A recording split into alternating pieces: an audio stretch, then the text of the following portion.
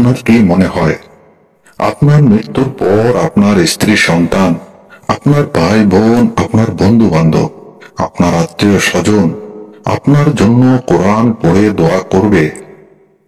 আপনার স্ত্রী সন্তান আপনার জন্য কোরআন পড়বে যারা আজ আপনার বলার পর নামাজ পড়ে না? আত্মীয় স্বজন আপনার জন্য দোয়া করবে যাদের সাথে আপনার লড়াই এখানে শেষ হয় না?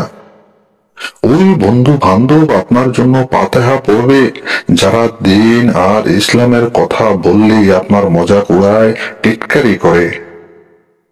এই ভাই বোন আপনার জন্য সদকা খয়রাত করবে যাদের সাথে ঈদেও দেখা হয় না? হে বেকুব ইনসান, হুলুসের জামানা শেষ, কিয়ামত অনেক কাছে, অতি নিকটে। এইখানে লোক জীবিত মানুষকে ভুলে যায়, আর মরার পর তোমাকে কে মনে রাখবে?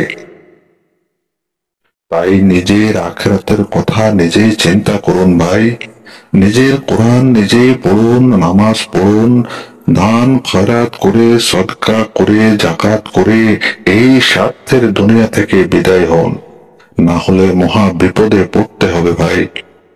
কাপন এমন এক আজব জিনিস, যে তৈরি করলো সে বিক্রি করে দিল, যে কিনলো সে ব্যবহারই করলো না, আর যে ব্যবহার করলো সে জানতেই পারলো না।